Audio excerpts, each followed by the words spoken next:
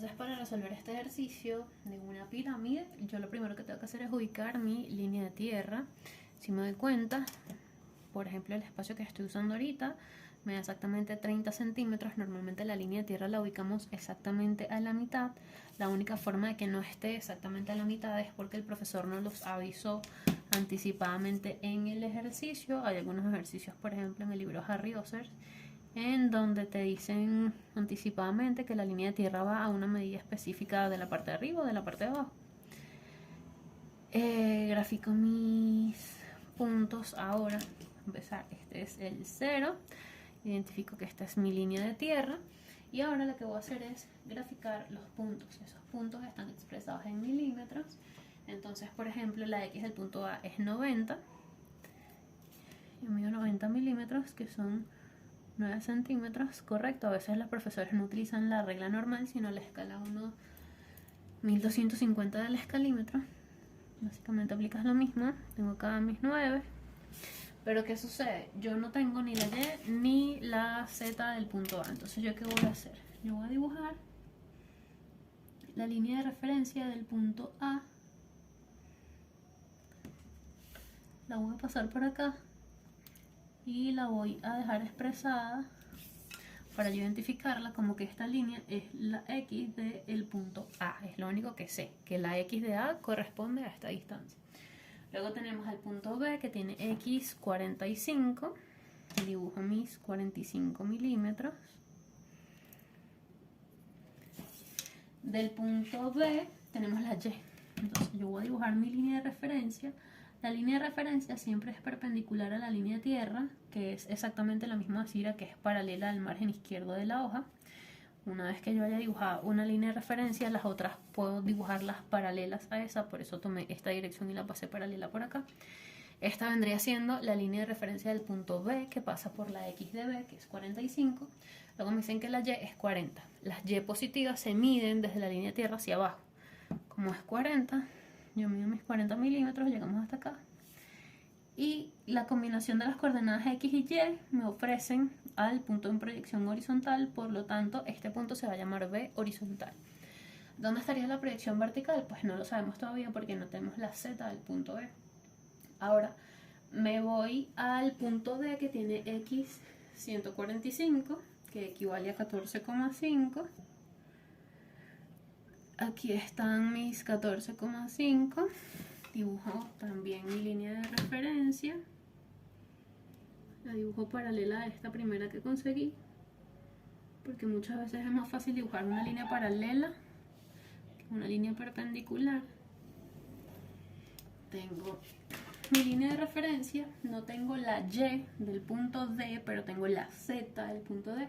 Las rectas, las coordenadas Z se miden del punto desde la línea de tierra hacia arriba, cuando están positivas. Cuando están negativas se miden en la dirección contraria. En este caso la cota del punto D es 20, por lo tanto yo mido acá mis 20, me da por acá arriba y digo, mira, esta es D en vertical. ¿Por qué en vertical? Bueno, porque la proyección vertical sale de combinar la proyección horizontal, la coordenada X con la coordenada Z. Ahora, del punto B tenemos que la X es 156, que equivale a 15,6. 15,6. Dibujo la línea de referencia para ese vuelo. Tenemos acá. Y ahora del punto B, que es lo que tengo, la coordenada Z también, que es la cota. Entonces, si combinamos la X y la Z, tenemos el punto de proyección vertical. 100 milímetros equivale a 10 centímetros. Tengo mis 10 centímetros acá. Este sería mi punto B en proyección vertical. Entonces, básicamente, estos son todos los datos que tengo posibles para graficar en el enunciado del ejercicio. Ok, entonces ahora que nosotros logramos graficar los datos, vamos a analizar un poquito el ejercicio para ver en realidad qué es lo que me están pidiendo, para ver cómo consigo las cosas que no tengo completas, cómo trabajo con esos signos de interrogación, etc. Por ejemplo, fíjate que me están pidiendo la doble proyección de algo. La doble proyección significa que debo trabajar en este sistema de proyección en donde tengo una línea de tierra al medio, todo lo que son proyecciones verticales arriba y proyecciones horizontales abajo. Luego me siguen diciendo que lo que necesitan es esa doble proyección de una pirámide cuya base es el cuadrilátero ABCD. Entonces yo tengo que saber primero qué es una pirámide y en segunda instancia qué es un cuadrilátero. Entonces, si regresamos un poquito a lo que era dibujo técnico de bachillerato, quizás en algunos casos pudimos haber visto lo que es una pirámide. Una pirámide es un sólido que tiene una base con la forma de una figura plana geométrica, es decir, puede ser un triángulo, un cuadrado, un rectángulo, un rombo, un trapecio, un hexágono, un pentágono, la figura que yo quiera, siempre que sea una figura plana. Y una figura con vértices, ¿sí? ¿Por qué? Porque si la base fuera circular, ya que un círculo o una circunferencia también forman parte de un plano, entonces no se trataría de una pirámide, sino de un cono. Entonces, por ejemplo, una pirámide puede tener una base cuadrada, una base rectangular, una base con forma de rombo, una base con forma de pentágono, una base con forma de hexágono. Todas estas formas pueden ser bases de una pirámide. ¿Qué es lo que hace que una pirámide sea una pirámide? Bueno, que tiene en la parte de abajo tiene esa base con estas figuras planas, y en la parte de arriba tiene un vértice. Entonces es como si fuera una figura plana que se une con un punto que está arriba. Yo, por ejemplo, te voy a mostrar esta pirámide que tengo fabricada en la vida real, que si te das cuenta pudiéramos decir que tiene esta base, un triángulo, y si yo la volteo, todos los puntos de ese triángulo de la base llegan a un punto arriba que se llama vértice. Entonces, ¿qué me están diciendo ahorita? Bueno, ahorita me están diciendo que voy a trabajar con una pirámide. A diferencia de la que yo te mostré, la pirámide que voy a trabajar ahorita es con una base cuadrilátera. Entonces, ¿qué significa una base cuadrilátera? Que la base de la pirámide tiene forma de cuadrilátero. Entonces tenemos que saber qué significa cuadrilátero. A veces creemos que sabemos, pero no. Normalmente si yo te preguntara qué es un cuadrilátero, la gente me dice de una vez un cuadrado. Entonces ahí es donde yo digo, seguro que un cuadrado, porque resulta que un rectángulo también es un cuadrilátero. ¿Qué es lo que hace que un cuadrilátero sea como tal un cuadrilátero? Lo que convierte un cuadrilátero en eso es que tengan 4 lados. Eso es lo que significa la palabra cuadrilátero. Cuadri de 4, látero de lados. Entonces, un cuadrilátero puede ser un rectángulo, un cuadrado, un rombo. Hay muchas figuras de 4 lados y, ojo, fíjate en esto. Esto también es un cuadrilátero, porque los cuadriláteros no tienen ninguna característica específica. Un cuadrado es un cuadrilátero, pero el cuadrado tiene características específicas y es que tiene lados iguales y ángulos rectos. Un rectángulo es un cuadrilátero, pero tiene las características específicas de tener ángulos rectos y los lados opuestos son iguales. Un rombo también es un cuadrilátero porque tiene 4 lados, pero todos los ángulos son distintos. Esto que vemos aquí se llama trapezoide, pero si te das cuenta tiene 1, 2, 3, 4 lados, lo que convierte a esta figura en un cuadrilátero. Entonces fíjate que si bien lo primero que pensamos es en un cuadrado, no es obligatoriamente que se tiene que cumplir que los lados son iguales o que los ángulos son de 90 grados. Si pensamos directamente en un rectángulo, pues a juro se tiene que cumplir que los lados formen 90 grados. En este caso, no están siendo específicos con el tipo de cuadrilátero porque usualmente cuando lo manifiestan de esta forma te están hablando de una figura que tiene 4 lados, pero no necesariamente son iguales, que es lo que va a pasar acá. Entonces, ¿qué es lo que tenemos? Bueno, tenemos una figura de 4 lados en la base y toda esa figura se une con un punto llamado vértice. Entonces los puntos de la base se llaman A, B, C y D. Eso es lo que me están pidiendo. Entonces, ¿qué tengo de A? ¿Tengo algo de A? No tengo nada de A. De B, bueno, tengo más o menos. De D tengo más o menos también. Y de B también tengo más o menos. Tengo que complementar muchas cosas con partes de la teoría que a mí me dan. Pero por lo menos ya sé que esta es la figura que me están pidiendo, ¿cierto? Algo más o menos parecido. Esto es como un croquis de algo que tiene una base de 4 lados y esos puntos de la base están conectados con el vértice. Esa es la definición de una pirámide. Entonces, Vamos a ver las condiciones. Fíjate que la primera condición me dice, el vértice A se encuentra en la línea de tierra. La línea de tierra para nosotros es esta línea que está por acá. ¿Qué sucede? Si nos damos cuenta, pues la línea de tierra es un elemento del sistema geométrico que nos debieron explicar en la teoría y habernos dicho que todo lo que está contenido dentro de la línea de tierra tiene YZ iguales a 0. Es decir, la Y de un punto que está sobre la línea de tierra es 0 y la Z de un punto que está sobre la línea de tierra también es 0. Eso forma parte de la teoría. ¿Por qué? La línea de tierra es la intersección entre lo que nosotros tenemos como plano frontal y este plano horizontal. Si nosotros lo viéramos en la vida real, ellos dos forman 90 grados entre sí, que los verías así de ladito. ¿Qué sucede? Justamente esta línea donde ellos dos se chocan entre sí genera la línea de tierra. Lo que quiere decir que todos los puntos sobre esta línea de tierra donde estas dos se chocan están en el plano horizontal, lo que los convierte en un elemento que tiene z igual a 0.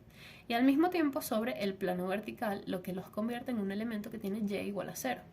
Entonces, si está sobre la línea de tierra, tiene y igual a 0 y z igual a 0. Entonces, con eso que sabemos, ya completamos los dos signos de interrogación del punto A. Entonces, si tengo marcada la línea de referencia de la x de A, yo sobre la línea de tierra voy a identificar, mira, este punto es importante delimitarlo con una cruz. Este punto va a ser tanto el punto A en proyección vertical como el punto A en proyección horizontal. ¿Por qué en vertical y en horizontal? Bueno, porque la y es 0. Las y positivas se miden de la línea de tierra para abajo, pero si la cantidad que me tengo que mover es 0, quedo aquí. Entonces aquí está a horizontal. Y la z es 0. Las z positivas se miden desde la línea de tierra para arriba, pero como la distancia es 0, entonces yo me quedo aquí mismo y entonces aquí estaría a vertical. Por lo tanto, ya tenemos este punto que está acá. Siguiente condición. El vértice B está en el primer cuadrante y pertenece al primer bisector. Cuando me hablan de que algo está en el primer cuadrante, yo debo más o menos saber a qué se refieren los cuadrantes. Fíjate que si yo tengo el plano vertical de proyección por acá, es plano vertical de proyección. Y acá en el medio se genera algo llamado plano horizontal de proyección. Que pasa más o menos como por acá. Y este es mi plano horizontal de proyección. Justamente donde ellos se cortan aquí es mi línea de tierra. Entonces, ¿qué sucede con eso que vemos ahí en este momento? Pues sucede que los cuadrantes son los espacios en donde están ubicados los puntos o los elementos geométricos que se trabajan dentro de este sistema, que por ahora son puntos y rectas para nosotros. Entonces, traducido al español, cuando me dicen que un punto está en el primer cuadrante, debe cumplir con ciertas características. Entonces fíjate que si te das cuenta, el plano horizontal, cuando viene para acá adelante, tiene las y positivas, y cuando va para allá atrás, tiene las y negativas. Y el plano vertical de proyección, cuando está bajando, tiene las z negativas, y cuando está subiendo, tiene las z positivas. Entonces se crea una combinación de cosas. Si yo viera de aquí para acá, esto que está aquí, entonces mi plano vertical se vería como una línea, nada más. Plano vertical de proyección, en donde para acá arriba estarían las z positivas y para acá abajo estarían las z negativas. Y este plano que está acá, que es el plano horizontal de proyección, yo lo vería también como una línea perpendicular a la primera, que sería así. Este sería mi plano horizontal de proyección, en donde la y positiva está hacia este lado y la y negativa está para este lado. Entonces se me generan 4 recuadros acá, ¿cierto? ¿Lo ves? Se generan cuando se van combinando los signos de las coordenadas de un punto. Es decir, por ejemplo, si los dos son positivos, estamos en este espacio que se conoce como primer cuadrante. Si la z es positiva pero la y es negativa, estamos en este espacio que es el segundo cuadrante. Si la y es negativa y la z es negativa, estamos en lo que conocemos como el tercer cuadrante. Y si la y es positiva y la z es negativa, estamos en lo que se conoce como cuarto cuadrante. ¿Qué sucede? Bueno, me están diciendo que el vértice B está en el primer cuadrante, es decir, que está aquí. ¿Qué pasa cuando estamos aquí? Tenemos z positiva y y positiva. Y al mismo tiempo me dicen que pertenece al primer bisector. El primer bisector es un elemento del sistema de proyección que se conoce como un plano que divide al plano horizontal y al plano vertical en partes iguales, formando 45 grados para acá y 45 para acá. Como que lo divide justo a la mitad. Este señor que está aquí es el primer bisector. Entonces, ¿qué pasa con el bisector? El primer bisector, tiene una característica bastante peculiar. ¿Cuál es? Por ejemplo, si yo tuviera un punto aquí en este primer bisector llamado B, que es justamente como se llama el mío, entonces tendríamos una proyección aquí en el piso, que sería la proyección horizontal de B, que está sobre el plano horizontal.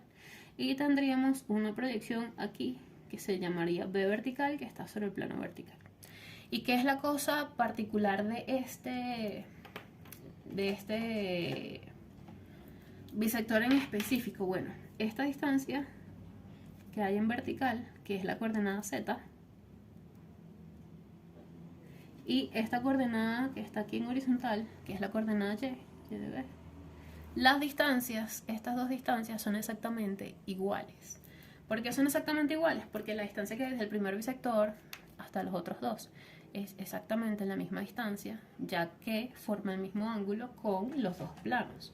Entonces, por cuestiones teóricas, si este bisector está a la misma distancia del plano horizontal que del plano vertical, cualquier punto que pertenezca al bisector también va a estar a la misma distancia del plano horizontal que del plano vertical. Por lo tanto, la cota y el vuelo de ese punto van a ser exactamente el mismo valor. Y si me están diciendo que pertenece al primer cuadrante y pertenece al primer bisector, quiere decir que si yo tengo la Y de B, la cota de B también es el mismo número, que además tienen el mismo signo, porque por estar en el primer cuadrante, ambos signos deben ser positivos. Y si esta Y está positiva, entonces la Z también está positiva y es exactamente el mismo número. Entonces, la Z del punto B es 40. Por lo tanto, tenemos punto B vertical por acá arriba. Entonces, fíjate que ya tenemos a B. Busquemos a C. Fíjate que de C no me están dando nada. Entonces, en vez de buscar a C, busquemos a D, del cual sí tengo algo. Fíjate que me dicen, el vértice de D pertenece al plano vertical. Yo tengo la proyección vertical de D, pero me falta su proyección horizontal. Ahora, cuando un punto pertenece al plano vertical de proyección, es como que estuviera en esta pared, ¿cierto? En esta que está aquí. Entonces, si estamos en esta pared, yo puedo estar en cualquier parte de la pared, como por ejemplo de vertical. ¿Y qué debe suceder? Bueno, que para estar dentro de esa pared, el punto no se debe mover hacia acá enfrente. Y si no se mueve para acá enfrente, significa que la Y se mantiene siempre en 0. Entonces, si un punto está en el plano vertical de proyección, siempre va a tener Y igual a 0. Y para que un punto tenga Y igual a 0, entonces la Y que se mide desde la línea tierra hacia abajo, positiva, pues simplemente no se mide. Recaemos en que la proyección horizontal está justamente sobre la línea tierra porque la Y es 0. Entonces, este punto sobre la línea tierra y al mismo tiempo sobre la línea de referencia de D vendría siendo mi punto D en horizontal. Entonces, fíjate que disminuimos, ya tenemos el punto D. Vamos a buscar el punto B y luego buscamos el punto C. ¿Qué sucede? Bueno,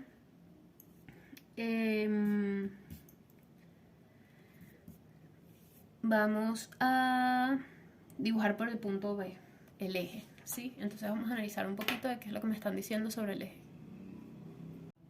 Ok, entonces la última condición es que me dicen, el eje del sólido pasa por el vértice B, pertenece al primer cuadrante y está en el primer bisector. Una vez más se cumple la condición de que está en el primer cuadrante, es decir, donde la Z y la Y son positivos, y en el primer bisector, es decir, que la distancia de la cota y del vuelo es exactamente la misma. ¿Qué sucede? Esto me lo están dando de todo el eje, de absolutamente todo el eje del sólido. Entonces, ¿eso qué quiere decir? Bueno, que el eje del sólido, al cumplir estas condiciones, implica que como pasa por V, entonces el punto V también tiene que cumplir con esas condiciones de pertenecer al primer bisector y estar en el primer cuadrante. Entonces, para que pertenezca al primer bisector le tiene que pasar lo mismo que al punto B, que la distancia que había para acá abajo es exactamente igual a la que hay para acá arriba. En este caso, ¿qué es lo que tengo? La proyección vertical, entonces tendría que tomar la distancia de la proyección vertical y copiarla para abajo. Es decir, que la Y que me falta del punto B es exactamente igual a su cota, que es 100. Entonces yo vengo con mi regla y digo, este es el punto B en proyección horizontal. Entonces, de todos los puntos, fíjate que el único que me falta es C. Del punto C no me están dando absolutamente nada. Entonces, ¿qué sucede? Que podemos llegar a la conclusión en este momento de que no se trata de un cuadrilátero donde los 4 lados miden lo que quieren medir, sino que se trata de un cuadrilátero al estilo del rombo, en donde los lados no necesariamente miden igual, pero los que son opuestos son simétricos. ¿A qué me refiero con esto? Vamos a ver un ejemplo. Supongamos que tengo, mira, A, B y D por aquí. Si nos damos cuenta, tenemos la unión de D con B, que es esto que está aquí. Entonces yo podría unir a D con B, buscar el punto medio y ese punto medio unirlo con A, duplicar la distancia de A para el otro lado y asumir que este es C. Otra posibilidad que tengo es tener exactamente los mismos 3 puntos que son A, D y B, pasar una paralela a la unión de A con D por B, pasar una paralela a la unión de A con B por D, y donde se corten, entonces este sería el punto C. Son dos formas distintas de llegar a conclusiones relacionadas con C, porque no nos están dando absolutamente ningún tipo de referencia al punto C. No sabemos si lo podemos sacar por simetría, por paralelismo. Entonces, bueno, en este caso nos podemos poner un poco creativos y argumentarle al profesor. Esto fue lo que se me ocurrió, porque literalmente no te están dando ningún tipo de condición respecto al punto C. Entonces, ¿a mí qué se me ocurre? Fíjate que ya tenemos el punto B. Entonces yo voy a unir A con B en horizontal, A con B en vertical. Siempre tenemos que unir los puntos tanto en horizontal como en vertical. Yo uno A con B en horizontal, A con B en vertical. Si yo uniera, por ejemplo, a B con D y buscar el punto medio, resulta que el eje debería coincidir con que sea simétrico para acá abajo. Pero si yo uno a B con D y busco el punto medio de B con D, no necesariamente me va a dar simétrico como arriba. ¿Por qué estoy buscando que me dé simétrico? Bueno, porque me están diciendo que el eje del sólido pasado por el vértice B pertenece al primer cuadrante y en el primer bisector. Para que una recta completa pertenezca al primer bisector, esa recta debe ser simétrica con respecto a la línea tierra, tal como pasa con el punto B y sus dos proyecciones que son simétricas, y con este otro punto B que las proyecciones también son simétricas. Si quiero dibujar una recta completa en el primer bisector, pues la recta completa debe ser simétrica. Ahora, ¿qué otra cosa se me ocurre? Bueno, hacerlo por paralelismo, en vez de hacerlo por esa búsqueda del punto medio entre B y D. Me parece que pudiéramos hacerlo mejor por paralelismo. Entonces, podría yo decirte, mira, voy a dibujar una paralela a la unión de A con B por D. En este caso, todo lo estoy trabajando en horizontal. En vertical también puedo hacer lo mismo después. Y ahora voy a dibujar una paralela a la unión de A horizontal con D horizontal por el punto B. Entonces fíjate que donde las dos paralelas se cortan es como si tuvieras ya donde se consiguen esas dos paralelas. Yo podría llamar a este punto, mira, C horizontal. Entonces, ¿qué voy a hacer? Bueno, voy a dibujar las diagonales, que es unir los vértices opuestos, para ver si conseguimos hacia el centro.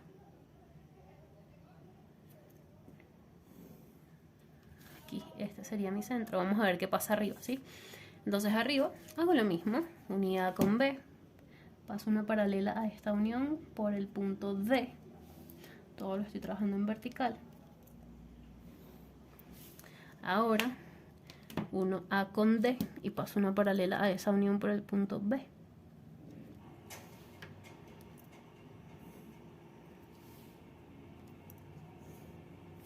y este punto que está aquí sería el punto C vertical.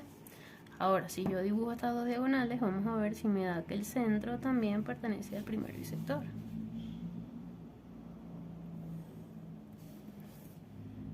No lo veo muy perteneciente al primer bisector, que digamos. Bueno, no pasa nada si seguimos. Entonces este sería nuestro centro. Yo lo voy a llamar O y este sería nuestro centro en vertical. Dibujo la línea de referencia del punto O para verificar que están correctamente sobre la misma línea de referencia.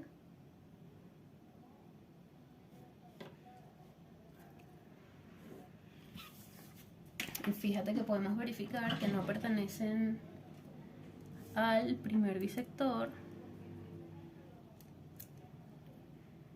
porque la distancia que hay hacia arriba no es la misma que hay hacia abajo. Entonces fíjate que se me genera ahí una pequeña imprecisión, porque la verdad es que no tengo al punto O, que forma parte del eje, en el primer bisector.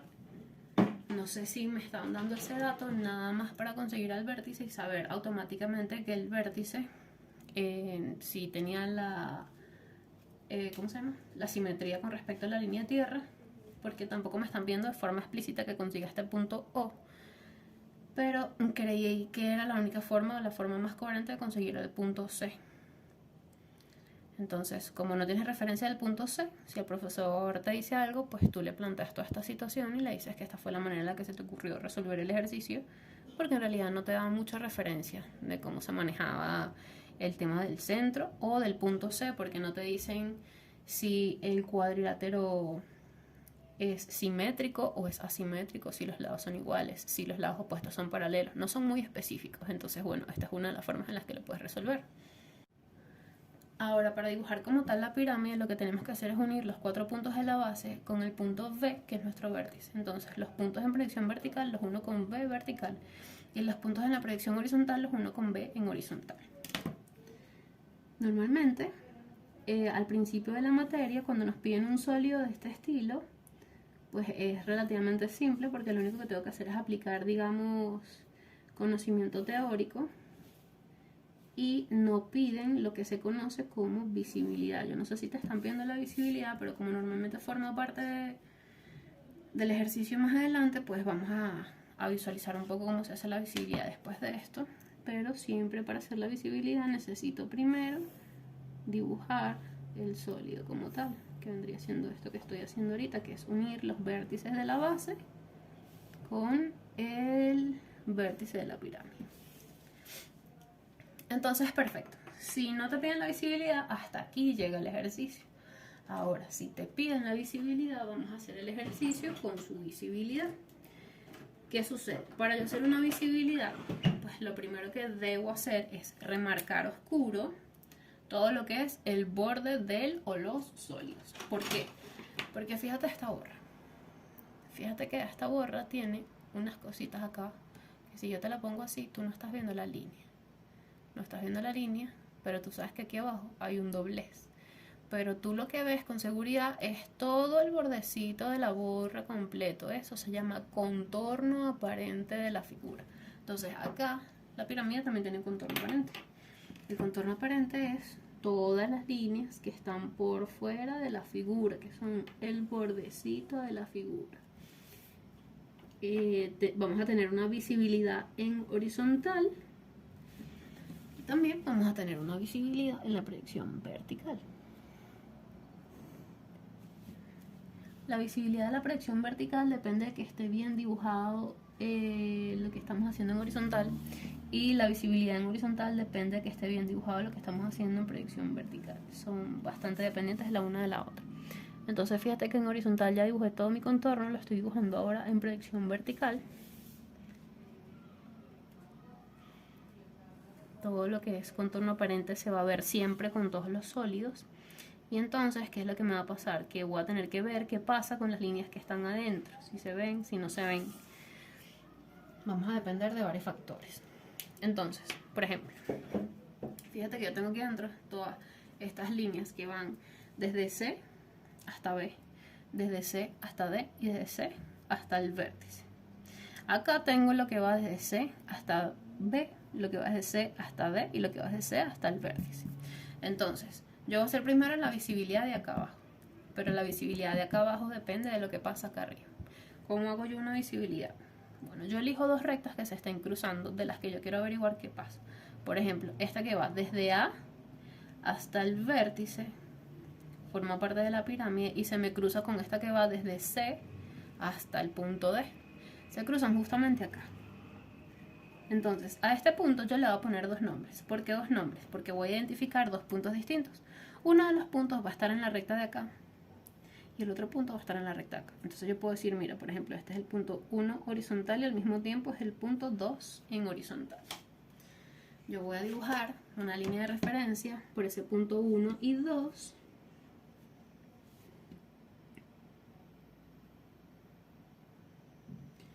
Y una vez que dibuje mi línea de referencia por el punto 1 y 2, la hago recorrer todo en vertical y vamos a decidir qué punto corresponde a cada recta y los vamos a buscar aquí en vertical. Por ejemplo, yo voy a decir que el punto 1 está en la recta que va desde C hasta D. Entonces en vertical, el punto 1 va a estar en la recta que va desde C hasta D. Entonces este sería mi punto 1 en vertical. Entonces mi punto 2, a juro, tiene que ser el que va desde A horizontal hasta el vértice en horizontal. Entonces acá arriba también va a estar desde A vertical hasta el vértice en vertical. Entonces este que está aquí, justamente este sería mi punto 2 en vertical. ¿Yo qué hice? Yo elegí un punto que acá abajo coincide y aquí arriba están dos ubicaciones distintas. Entonces yo aquí voy a comparar estas dos ubicaciones distintas. Voy a verificar cuál de las dos tiene una cota más alta. ¿Qué es la cota? La cota es la distancia que es de la línea tierra hacia la proyección vertical, ¿cierto? Y en este caso, las dos proyecciones verticales están hacia arriba, por lo tanto las dos zetas están positivas, porque se miden positivos hacia arriba. Entonces esta, si yo la mido, es más pequeña que esta. Por lo tanto, acá abajo siempre gana la que tiene la cota más grande. En este caso, el punto que tiene la cota más grande es el punto 1. Y para nosotros aquí arriba el punto 1 está ¿sobre quién? En la recta que va desde C hasta D. Entonces acá abajo la recta que va desde C hasta D se va a ver oscura porque está más arriba. Y la recta contraria con la que lo estábamos comparando, que en este caso es la que va desde A hasta el vértice, no va a verse oscura, sino que se va a ver punteada. De esta forma. Entonces nosotros lo que hicimos fue comparar estas dos rectas para entender la visibilidad que se daba entre ellas dos. Ahora, por continuidad, si yo sé que esta línea que viene para acá llega hasta C y está continua, es porque yo la veo. Por lo tanto, tiene mucha lógica que las líneas que salen desde C se vean de aquí para acá y de aquí para acá, porque no tiene sentido que de repente vea una que llega a C y las demás no se ven. Si C lo puedo ver, entonces las otras líneas que salen de C también las debo poder ver. Entonces me queda este pedazo de la visibilidad y este pedazo de la visibilidad. Entonces mi pirámide, cuando la veo de arriba hacia abajo, se ve de esta forma. Ahora, para conseguir la visibilidad de esta proyección de la pirámide, depende de lo que pasa acá abajo. Vamos a hacer algo bastante similar, pero viéndolo de forma invertida. Entonces, acá arriba podemos hacer algo bastante parecido. Fíjate que tengo una arista que va desde B hasta C, una que va desde C hasta D, la recta que va desde C hasta el vértice y la recta que va desde A hasta el vértice. Todas ellas yo necesito conseguir qué les pasa. Entonces voy a buscar un punto donde ellas se corten entre sí. Si te das cuenta, la recta que va desde A hasta el vértice es esta y la que va desde C hasta D es esta y se cortan entre sí justamente acá. Entonces yo voy a decir, mira, estos son mis puntos, 3 vertical y al mismo tiempo 4 vertical. Fíjate que hice lo mismo que hice acá abajo, pero lo estoy haciendo acá arriba. ¿Qué voy a hacer ahora? Dibujar mi línea de referencia de 3 y 4. Yo dibujo una línea de referencia por 3 y 4, luego bajo hasta el final. Y ahora hago la misma relación que hice antes, es decir, yo voy a decidir qué punto está en cada recta. Por ejemplo, el punto 3, yo voy a decir que va desde A hasta el vértice. Entonces acá abajo también debe ir desde A, que está aquí, hasta el vértice. Entonces mi punto 3 está justamente aquí en proyección horizontal. Ahora mi punto 4 es el que está sobre esta otra recta que va desde D hasta C. Entonces acá abajo, esa recta que va desde D hasta C es esta que está acá, por lo tanto aquí está mi punto 4 en horizontal. Entonces fíjate que cuando hicimos la primera visibilidad, comparamos las cotas. Ahorita vamos a comparar los vuelos. El vuelo es una coordenada de los puntos que se mide cuando están positivas desde la línea de tierra hacia abajo hacia las proyecciones horizontales. Entonces fíjate que aquí tenemos un vuelo positivo para el punto 4 y otro vuelo positivo para el punto 3. Entonces, ¿qué va a pasar? Voy a buscar el que tenga mayor vuelo de los dos, que es justamente este del punto 3. ¿Sobre qué recta está el punto 3? En la que va desde A hasta el vértice. Entonces, en vertical, la recta que va desde A hasta el vértice es lo que voy a ver. ¿Por qué? Porque gana el que tenga mayor vuelo. Así como aquí ganó el que tenía mayor cota, que fue el 1. Entonces aquí abajo va a ganar el que tenga mayor vuelo, que es el 3. Y el punto 3, ¿en qué recta está? En esa que va desde A hasta el vértice. Entonces esa es la recta que marcamos oscura. La que va desde A hasta el vértice. Y por ende, la contraria, que vendría siendo la que va desde D hasta C, es la que iría punteada. ¿Por qué? Queda detrás de la primera parte del sólido que yo estoy viendo. Entonces ahora, si lo que llega desde D hasta C está punteado, quiere decir que yo no estoy viendo directamente el punto C. Por ende, lo que llega a C no lo puedo ver, ni esta que va para arriba ni esta que va para acá. Fíjate que fue lo contrario a lo que pasó acá. Entonces, esta arista va punteada y esta arista también va punteada en caso de que te estén pidiendo también la visibilidad.